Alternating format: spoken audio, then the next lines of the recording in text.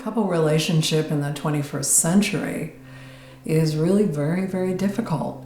We made 3 wishes for intimate relationship and we got all 3 of them. The first wish was to have a relationship that was equal, reciprocal, mutual, that had the kind of eye-to-eye connection rather than one person being above the other. And the second wish was that we would be able to fall in love and choose a partner no matter how different that partner might be from what our families wanted or what our tradition was. And the third wish was to have a partner who would know us and see us, who could be a witness, who could say, I really do see who you are, and that we could do that for the other person, so that there would be that feeling that we are known, that we're seen.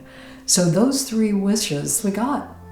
And it turned out that they made committed long-term relationships more difficult, not easier.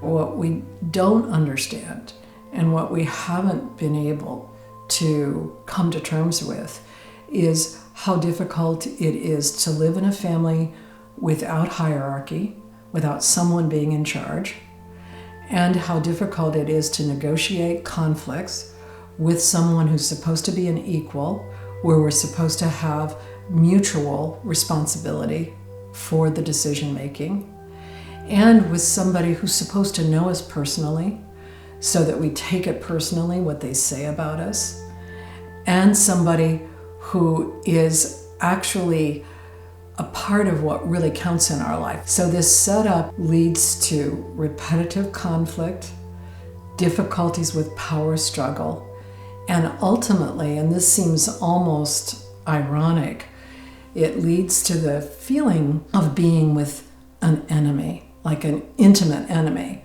somebody who knows you well and who actually does so many things that are painful to you, and you're not sure why, and you're not sure how to overcome that, because when you try to explain yourself or when you get into questioning, that tends to lead to defensiveness on both your partner's part and your own part.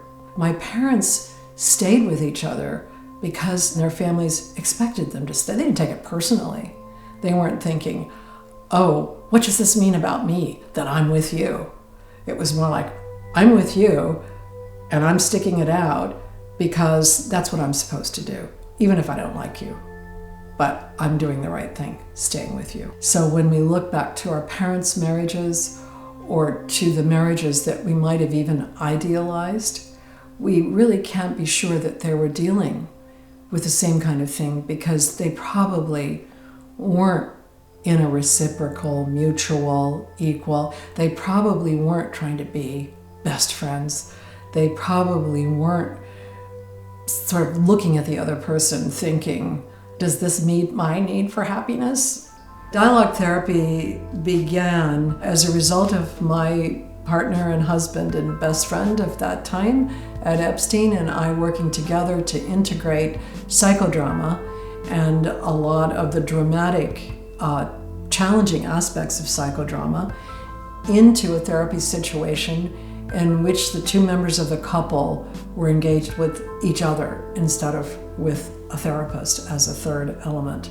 It was designed as a co-therapist model, 2 therapists in the room, as a way of surrounding the couple, which meant that each partner had a therapist companion. Dialogue therapy introduces the deep compassion of being able to see somebody through the thick and the thin of it, and to be able to remain interested even when that person brings you pain. And I think most of us really, really want to be able to do that with our loved ones. And if people can do it with their partners, with their grown children, with the people that are in their families, they certainly can take that kind of skill outside of the family and use it where it's much easier to use, actually. Dialogue therapy exemplifies some way of bringing compassion and clarity and equanimity to the challenges of the world.